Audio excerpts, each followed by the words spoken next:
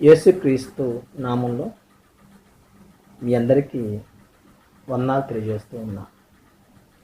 అపోస్తలుడైన పౌలు ఎఫెసీయులకు రాసిన పత్రికను మనం ఆలోచన చేస్తూ ఉన్నాం. అందులో భాగంగా విషయమంతు మనం ఆలోచించేటువంటి పాఠం ఏంటంటే దేవుని కుమారులు దేవుని స్వాస్థ్యము అను పాఠాన్ని ఆలోచిస్తూ ఉన్నాం. ఎఫెసీ రాసిన పత్రిక 1వ అధ్యాయము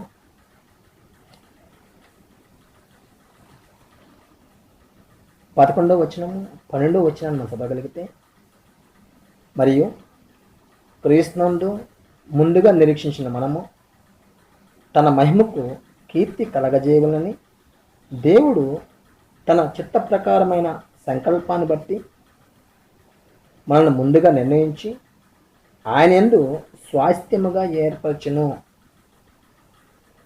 పౌలు ఈ మాటను స్పష్టంగా తెలియజేస్తున్నాడు. దేవుని యందు క్రైస్తవులు స్వాస్థ్యమై ఉన్నారు, లేక ఇశ్రాయేలు స్వాస్థ్యమై ఉన్నారు.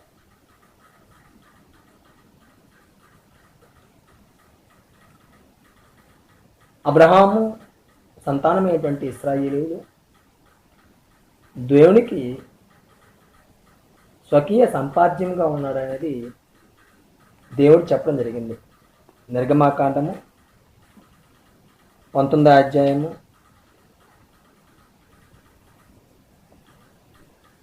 5వ వచనాన్ని మనం ఆలోచిస్తే, కాగా మీరు నా మాట శ్రద్ధగా విని నా నిబంధన అనుసరించి నడిచిన మీరు సమస్త దేశ జనుల్లో నాకు స్వకీయ సంపాద్యమగుదురు అని చెప్పడం జరిగింది. అంత మాత్రమే కాదు, సమస్త భూమి నాదే కదా, మీరు నాకు యాజక రూపమైన రాజ్యంగాను పరిశుద్ధ జన్మగాను ఉండుదురని చెప్పుము అని ఇశ్రాయేలుకి చెప్పవలసిన విషయాలని మోషేకి చెప్పడం జరిగింది. ఇశ్రాయేలీలు దేవుని యొక్క స్వకీయ సంపాద్యము అగునట్లుగా దేవుడు ఒక కండిషన్ పెట్టడం జరిగింది. ఏమిటంటే, మీరు నా మాట విని శ్రద్ధగా విని నా నిబంధన అనుసరించి నడిచిన నాకు స్వకీయ సంపాద్యం వదురు అని చెప్పడం జరిగింది. కానీ ఇశ్రాయేలు దేవుని నిబంధన కానీ దేవుని మాటను కానీ ఎప్పుడు తొలగిస్తూ వచ్చిన వారుగానే మనం చూస్తూ ఉన్నాం. దేవుడు ఇశ్రాయేలుని నా జ్యేష్ఠ కుమారుడుగా అయినాడని చెప్పడం జరిగింది. నిర్గమాకాండము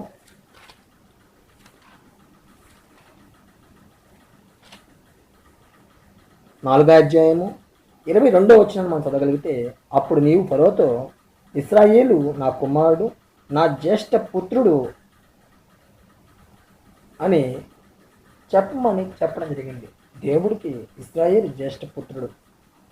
అంత ప్రాధాన్యత ఇచ్చేటువంటి ఇశ్రాయేలు, అంత ప్రాధాన్యత పొందిన ఇశ్రాయేలు దేవుని మాట శ్రద్ధగా వినే విషయంలో, ఆయన నిబంధన గైకునే విషయంలో అలక్ష్యం చేశారనేది వాస్తవము. దేవుడు తన ప్రజలుగా ఉన్నటువంటి ఇశ్రాయేలుని స్వకీయం సంపాద్యంగా చేసుకోవడానికి, తన ప్రజలుగా యాజక రూపమైనటువంటి రాజ్యంగా చేసుకోవడానికి ఎప్పుడు వారికి సహాయం చేస్తూ ఉన్నాడు. అన్ని విషయాల్లో వారి అవసరం తీరుస్తూ ఉన్నప్పటికీ వారు దేవుణ్ణి ఎరగకుండా జీవించిన సందర్భాలు మనం ఎన్నోసార్లు చూస్తూ ఉంటాం. అందుచేత దేవుడు క్రీస్తు యేసునందు కొత్త నియమ చట్టాన్ని తీసుకురావడం జరిగింది. క్రీస్తు యేసులోనికి బాప్తిసం పొందిన వ్యక్తి కొత్త నియమ చట్టం కింద జీవించవలసిన వారై ఉన్నారు. ఆ జీవితానికి అనుగుణంగా వారు బతకవలసినటువంటి వారై ఉన్నారు. దేవుడు ధర్మశాస్త్రం కొట్టివేసి ఇశ్రాయేలు వారి జీవితంలో నెరవేర్చలేని దాన్ని దేవుని ఉద్దేశానుసారంగా వాళ్ళు జీవించినటువంటి విధానాన్ని బట్టి దేవుడు క్రీస్తు యేసునందు కొత్త నియమ చట్టాన్ని తీసుకురావడం ద్వారా మనుషుల్ని తన సొత్తుగా చేసుకొని పరలోక సంబంధించినటువంటి ఈవులను అనుగ్రహించి యాజక రూపమైనటువంటి రాజ్యంగాను పరిశుద్ధ జనంగాను ఉండేట్లుగా దేవుడు ఏర్పాటు చేసుకున్నటువంటి కార్యక్రమాలు చేపట్టున్నాడనేది వాస్తవము. దేవుడికి తన ప్రజలు తన సొత్తుగా ఉండాలనేది ఒక ఆలోచన. ఆయన స్వాస్థ్యంగా ఉండాలి, ఆయనే వారికి స్వాస్థ్యంగా ఉండాలనేది దేవుడు వారి పట్ల కోరుకుంటువంటి ఒక ఆలోచన. అయితే భూమి మీద జీవిస్తున్నటువంటి వారిలో ఎక్కువ భాగము దీన్ని అర్థం చేసుకోలేకపోయారు, దీన్ని ఆలోచించలేకపోయారు. అందుచే కొంతమంది విశ్వాసులు మాత్రమే నిలకడగా జీవించారు, దేవుణ్ణి ఆలోచించారు, దేవుని గురించి తెలుసుకున్నారు, దేవుడికి ఇష్టమైనటువంటి పనులు చేసి దేవుని మెప్పుడు పొందినవారుగా మనం చూడగలుగుతున్నాం. అయితే క్రీస్తును ఉన్నటువంటి క్రైస్తవులు దేవుని మెప్పు పొందదగిన వారుగా ఉండాలి అంటే మనుషుల మెప్పును ఎప్పుడూ కోరుకోకూడదు. మనుషుల మెప్పును ఆశించి జీవితాన్ని కొనసాగించిన వారైతే దేవుని మెప్పును తృణీకరించేవారుగా ఖచ్చితంగా ఈ భూమి మీద జీవించు ప్రజలై ఉంటారు. అందుకే యేసు వారు భూమి మీద ఉన్నప్పుడు దేవుని మెప్పుని కావాలనుకుంటే మనుషుల మెప్పుని తృణీకరించు అని చెప్పడం జరిగింది. యోహాను రాసిన సువార్త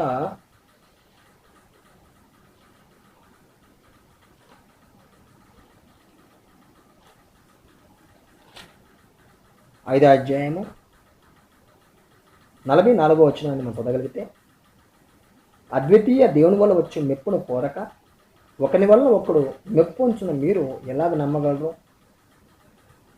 భూమి మీద మనుషుల ద్వారా వచ్చే మెప్పును కోరుకునేటువంటి మనసును పెంపొందించిన వారు దేవుడితో వేషధారకరమైనటువంటి జీవితాన్ని జీవిస్తారు. ఎందుకంటే దేవుడు వేషధారణకు వ్యతిరేకి, ఆయన వేషధాన్ని అసహించుకుంటాడు. దేవుడు స్వచ్ఛందంగా హృదయము మనసు నిమ్మలంగా దేవుడికి ఇష్టకరంగా జీవించడానికి దేవుడు మనుషుల్ని ప్రేరేపిస్తున్నాడు, మనుషుల్ని అలా ఉండాలని కోరుకుంటున్నాడు. అయితే మనుషులు ఈ లోకంలో ఉన్నటువంటి మనుషుల పట్ల మెప్పుని కోరుకోవడానికి, మనుషుల వల్ల వచ్చేటువంటి ఘనతను కోరుకోవడానికి ప్రయత్నం చేసినప్పుడు పరలోక తండ్రి యొక్క మెప్పును కోరుకోవడానికి దూరం అవుతారు. అలాగని దేవుడు మనుషుల మధ్య గౌరవప్రదమైనటువంటి జీవితాన్ని జీవించవద్దని చెప్పట్లా, దేవుని కంటే మనుషుల మెప్పు కోరుకోవద్దు అని స్పష్టంగా చెబుతున్నాడు. దేవుడు ఇచ్చేటువంటి మెప్పుని ఘనతని ఆశించి ఈ భూమి బతకాలి, కానీ మనుషుల మెప్పు కోసము బతకడానికి నీ మనసును స్థిరపరచుకోవద్దు అని స్పష్టంగా దేవుడు చెబుతున్నాడు. ఇశ్రాయేలీయులు భూమి మీద జీవించే దినాల్లో మనుషులతో ఉన్నటువంటి జీవన విధానాన్ని, వారి దగ్గర వచ్చేటువంటి మెప్పు కొరకు ఎక్కువసార్లు పొరపాటు చేస్తూ వచ్చిన వారుగా మనం చూడగలము. వారి జీవితాల్లో దేవుని ఎరగని వారుగాను, దేవుని ఎద్దు నుంచి వచ్చే మహిమను, ఘనతను, అక్షయతను వారు పొందుకోలేటువంటి పరిస్థితుల్లో వాళ్ళు దిగజారిపోయేది వాస్తవమైన విషయం. వాళ్ళు అనేక మంది దేవుని యొక్క విశ్రాంతిలో ప్రవేశించలేకపోయేది. కారణం ఏంటంటే అవిశ్వాసం వాళ్ళని హెబ్రీ గ్రంథకర్త 3వ అధ్యాయంలో స్పష్టంగా చెప్పాడు. అందువలన మనం ఆలోచిస్తున్నటువంటి విషయం ఏంటంటే ఇశ్రాయేలు దేవుని నిబంధనను అనుసరించకుండా దేవుని యొక్క స్వాస్థ్యంగా వారు జీవించలేకపోయారు. దేవుడు వారిని స్వాస్థ్యంగా అంగీకరించినప్పటికీ వారు అలాంటి జీవితాన్ని వారి జీవితంలో కొనసాగించలేకపోయారు. అందుచేత దేవుడు వారిని తునీకరించాడు. అనేక మంది నశించిపోయిన వారు కానీ, చెరలోకి వెళ్ళిపోయిన వారు కానీ మనం చూడగలుగుతున్నాం. అయితే క్రీస్తున్నటువంటి క్రైస్తవులు కూడా దేవుని స్వాస్థ్యమై ఉన్నారు, దేవుని ప్రజలై ఉన్నారు అనేది వాస్తవం. ఎందుకంటే యేసుక్రీస్తు యొక్క రక్తం చేత దేవుడు మనల్ని కొనుక్కున్నాడు. అపోస్తలుల కార్యము 20వ అధ్యాయము 28వ వచనాన్ని మనం చదవగలిగితే, దేవుడు తన స్వరక్తమిచ్చి సంపాదించుకున్న తన సంఘంలో కాయటకు పరిశుద్ధాత్మ మిమ్మను దేని యందు అధ్యక్షులుగా ఉంచిన ఆ యావత్ మన్ను గురించి మీ మటుకు మీరు జాగ్రత్తగా ఉండు అని చెప్పడం జరిగింది. దేవుడు స్వరక్తమిచ్చి సంపాదించిన సంఘము, యేసు ప్రభు రక్తం ద్వారా ప్రజలు దేవుడితో సమాధాన పడ్డాడు. యేసు ప్రభు వాళ్ళని సంపాదించుకున్నాడు. కారణం ఏంటంటే దేవుడికి ఈ ప్రజల్ని రాజ్యంగా అప్పగించాలని, ఆత్మ సంబంధమైనటువంటి జీవితం కొరకు ఆరాటపడుతూ దేవునికి ఇష్టానుసారమైన జీవితాన్ని జీవించడానికి తాపత్రపడే ప్రజల కొరకు ఈ రాజ్యము యేసు ప్రభు స్థాపించాడు. ఈ రాజ్యంలో జీవించే ప్రజలు భౌతికమైన వాటి కంటే ఆత్మ సంబంధమైన వాటి మీద నిలకడగా జీవించే శక్తిని పొందుకుంటారు. వారు దేవుని యొక్క నిబంధనని, ఆయన మాటని శ్రద్ధగా వినువారై ఉంటారు. యేసుప్రభు పరలోకం నుండి భూమి మీదకి వచ్చి దేవుని మాటలను తెలియజేశాడు. దేవుని సంకల్పాన్ని నేర్పించాడు, ఆలోచింపజేశాడు. మనుషులు ఈ భూమి మీద శరీరం కాదు ఆత్మలై ఉన్నారని వారికి అర్థమయ్యేట్లుగా నేర్పించాడు. కానీ మనుషులకి ఈ భూమి మీదటువంటి ఆశలు, ఆశయాలు, కోరికలు, ఇచ్చలు వారి జీవితానికి ఆత్మ అనేటువంటి సంఘటన నుంచి దూరం చేయబడి వారు దేవునిగా వేరుగా బతికేటువంటి వారుగా వారు జీవిస్తున్నారనేది వాస్తవము. క్రైస్తవులు క్రీస్తు రక్తంలో కడగబడినటువంటి వారు, క్రీస్తు యేసుని బాప్తిసం పొంది దేవుడితో సమాధానపరచబడినటువంటి జీవితాన్ని కలిగి ఇష్టపడటానికి ముందుకు వచ్చిన వారు వారి పాపము, వారి బలహీనతలు, వారి యొక్క లోపాన్ని దిద్దుకుంటూ ప్రతి దినము మారు మనసు పొందేటువంటి ప్రజలుగా జీవిస్తూ దేవునికి ఇష్టమైనటువంటి పనులు చేయడానికి వారు తాపత్రపడతారు, ఆలోచిస్తారు. శ్రేష్టమైనవి కార్యముల గురించి ఆలోచన చేసుకోవడానికి దినదినము ప్రయత్నం పడుతూ ఉంటారు. వారి జీవితం గురి పరలోకము. వారి యొక్క నిర్ణయాలు పరలోక సంబంధమైనటువంటి జీవితానికి అనుగుణంగా నిర్ణయాలు ఉంటాయి. వారి భావాలు, అనుభూతులు వారు ఈ భూమి మీద ఈ దేహంలో ఉన్నంతకాలము యేసుప్రభులాగా బతకడానికి దినదినము కృషి చేయడానికి, ప్రయాసపడటానికి, శ్రమైన, బాధైన, కష్టమైన యేసుప్రభు నుండి విశ్వాసమును వీడకుండా ఆత్మసంబంధమైనటువంటి బోధకు అనుగుణంగా వారి జీవితాలను వారు జీవింపు చేసుకుంటారు. అందుకోసం దేవుడు ఏర్పరిచినటువంటి సంకల్పానికి అనుగుణంగా వారి యొక్క బ్రతుకు వారికి సంతోషాన్ని, వారికి ఆనందాన్ని, నెమ్మదిని, ప్రశాంతతని ఇచ్చేట్టుగా ఉంటుంది అనేది వాస్తవము. అందువలన తీతు పత్రికలో ఈ విషయం రాయబడింది. తీతు ఏమంటాడంటే, అపోస్తలుడైన పౌలు తీతుకు రాస్తూ తీతు పత్రిక 2వ అధ్యాయము 14 వచనాన్ని లేక 12 నుంచి మనం చదవగలిగితే 11 నుంచి చదవగలిగితే, ఏలైనా సమస్త మనుషులకు రక్షణకరమైనటువంటి దేవునికి ప్రత్యక్షమై మనము భక్తిహీనతను, ఇహలోక సంబంధమైన దురాశలను విసర్జించి శుభప్రదమైన నిరీక్షణ నిమిత్తము అనగా మహాదేవుడును మన రక్షకుడైన యేసుక్రీస్తు యొక్క మహిమ యొక్క ప్రత్యక్షత కొరకు ఎదురుచూచు ఈ లోకంలో స్వస్థబుద్ధితోనూ నీతితోనూ భక్తితోనూ బతుకుచుండవలనని మనకి బోధించున్నది. ఆయన సమస్తమైన దుర్నీతి నుండి మనం విమోచించి సత్కీలంద ఆసక్తి గల ప్రజలను తన కోసం పవిత్రపరచుకొని తన సొత్తుగా చేసుకున్నట్టుకు తాను మన కొరకు అర్పించుకున్నాను. దేవుని సొత్తుగా, యేసుప్రభు సొత్తుగా చేసుకున్నట్టుకు యేసుప్రభు తాను అర్పించుకున్నాడు. కారణం ఏంటంటే ఈ భూమి మీద మనము కృపను అనుసరించి జీవించవలసిన వారమే ఉన్నాము. ఆ కృప ఏమి బోధిస్తుందంటే, మీరు అనగా దేవుడి కుమారులు ఈ లోకంలో జీవిస్తేటువంటి దినాల్లో స్వస్థబుద్ధితోనూ నీతితోనూ భక్తితోనూ బ్రతకాలి అని నేర్పిస్తుంది. అందుచేత వారి జీవితంలో శాశ్వతమైనటువంటి జీవం కొరకు ప్రయాసపడటానికి ముందుకెళ్ళేటువంటి వారు క్రైస్తవులు, దేవుని కుమారులు సంఘములో జీవిస్తున్నప్పుడు అనగా సంఘంగా జీవిస్తున్నప్పుడు వారు ఒకరినొకరు ప్రేమయందును, అనురాగమందును, ఆప్యాయతను ఒకే కుటుంబంగా సంఘము ఉన్నట్లుగా బోధలు, నీతి విధులు అనుసరించవలసిన వారే ఉన్నారు. అంత మాత్రమే కాదు, దేవుని నిబంధన చట్టములకు అనుగుణంగా వాళ్ళ జీవితాలను క్రమపరుచుకోవలసిన వారే ఉన్నారు.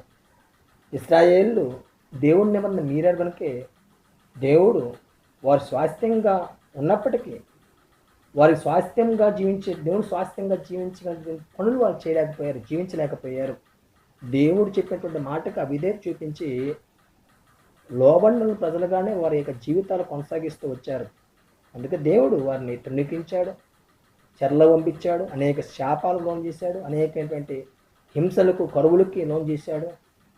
ఇదంతటి కారణం ఏంటంటే వారు దేవుడి మాట శ్రద్ధగా వినక దేవుడి నిబంధన గైకొనకపోవటం వల్ల వచ్చేటువంటి పర్యవసానమే.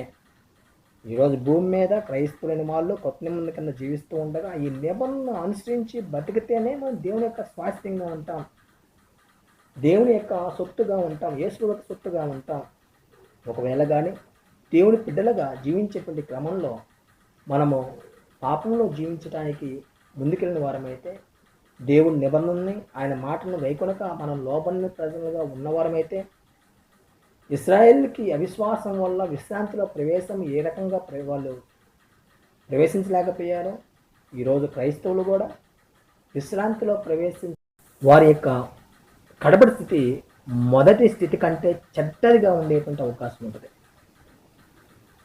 అందుచేత ప్రియమైనటువంటి సహోదరి సోదరులారా, క్రైస్తవులు దేవుని సొత్తు లేక దేవుని యొక్క స్వాస్థ్యమై ఉన్నారు. దేవుని మాట విని దేవుని నిబంధన కింద జీవించే ప్రజలకు అది వర్తిస్తుంది. మనం దేవుని సొత్తై ఉన్నాము, దేవుని స్వాస్థ్యమై ఉన్నామని ఎలాగా మనము దాన్ని నిర్ధారించుకోవాలంటే, నేను దేవుని మాటను వినేటువంటి విషయంలో, ఆలోచించే విషయంలో, ఆయన చిత్తానుసారం నేను బతికే విషయంలో ఎలాంటి పరిస్థితుల్లో నాలో ఉన్నాయనేది మనం పరిశీలించుకున్నప్పుడు మనకి ఖచ్చితంగా అర్థం చేసుకునే శక్తి దేవుడు ఇచ్చాడు. అందువలన మనము బలహీనంగా ఉంటే బలపడటానికి ప్రయత్నం చేయాలి. అందుకే పేతురు రాసిన మొదటి పత్రిక 1వ అధ్యాయము పేతురు రాసిన మొదటి పత్రిక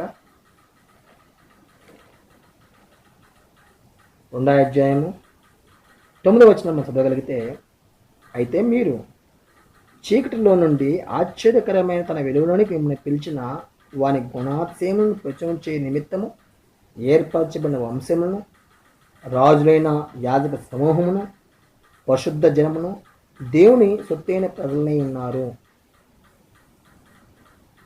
దేవుడు లోకంలో మనం జీవిస్తున్నప్పుడు మనల్ని పిలిచాడు, సువార్తను పిలిచి ఆశ్చర్యకరమైనటువంటి దేవుని యొక్క నియమాల కింద జీవించేట్లుగా, యేసు ప్రభువునందున్నటువంటి కుమారత్వాన్ని అనుభవించేట్లుగా దేవుడు ఈ వెలుగును మనకు అనుగ్రహించాడు.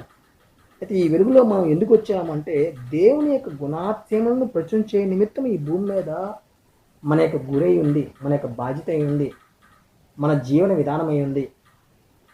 ఇలాంటి జీవితాన్ని జీవించేటువంటి ప్రజలని దేవుడు యాజక దేవుని ఏర్పరిచే వంశంగా చూస్తాడు, రాజుని యాజక సమూహంగా చూస్తాడు, పరిశుద్ధ జనంగా చూస్తాడు, దేవుని సొత్తైన ప్రజలుగా చూస్తాడు అనేది వాస్తవం. ఒకవేళ కానీ దేవుని గుణాలను ప్రచురించకుండా వారి జీవితాలు కొనసాగించిన వారైతే, యేసు యొక్క సమానమైన సంపూర్ణత గలవారుగా వారు జీవించకపోతే, వారు పరిశుద్ధ జనం కాదు, ఏర్పరచబడిన వంశంగా కాదు, వారు దేవుని సొత్తైన ప్రజలుగా ఉండేటువంటి అవకాశము లేదు. ఎందుకంటే వారు యేసు గుణాన్ని ప్రచురణ చేయడానికి, ఆత్మ సంబంధమైన జీవితాన్ని జీవించడానికి ఈ భూమి మీద దేవుని చేత కనబడిన వ్యక్తులే ఉన్నారు. అది మర్చిన వారు ఇటు బహుమానాలకి, ఇటు ఉన్నతమైనటువంటి గుర్తింపులకి దూరంగా ఉన్నవారై ఉన్నారు. అందుచేత దేవుడి కుమారులు దేవుని సొత్తు అవ్వాలి అంటే, దేవుని మాట విని ఆయన రాజ్యమందు ఏర్పరిచినటువంటి న్యాయవిధులు బట్టి జీవిస్తూ, యేసు ప్రభుని రాజుగాను వాళ్ళ హృదయంలో నిక్షిప్తం చేసుకొని పరిశుద్ధంగా, నీతిగా, యథార్థంగా బతుకొచ్చు కొత్త నియమం చట్టం కింద బ్రతుకు వారై ఉండాలి. ఇశ్రాయేలు పాపం చేసిన దాన్ని బట్టి కాక, వారిని మనం మాదిరిగా పెట్టుకొని, ఆ దృష్టాంతములను మనం మాదిరిగా పెట్టుకొని మన జీవితాల్లో అలాంటి పాపము చేయని వారంగా జీవిస్తూ ఎల్లప్పుడూ కూడా దేవుని ప్రజలుగా జీవించడానికి హేతుబద్ధమైనటువంటి విషయాల పట్ల ప్రతి విషయం అందు ఆలోచిస్తూ నిర్ణయం తీసుకుంటూ దేవుని ప్రజలుగా, దేవుని సొత్తైనటువంటి వ్యక్తులుగా, అంతమాత్రమే కాదు ఏర్పరచిన వంశంగా సమాజంలోను లోకంలో యేసు ప్రభు యొక్క గుణాలను ప్రచురం చేయడానికి మనం సిద్ధపడిన వారంగా ఉండాలని దేవుడు కోరుకుంటున్నాడు. అందువలన ప్రియమైన సోదరుగా, క్రైస్తవులు దేవుని సొత్తైన ప్రజలై ఉన్నారు, దేవుని స్వాస్థ్యమై ఉన్నారు. ఎప్పుడంటే దేవుని నిబంధనానుసారంగా జీవించినప్పుడు మాత్రమే. మీ అందరికీ వందనాలు.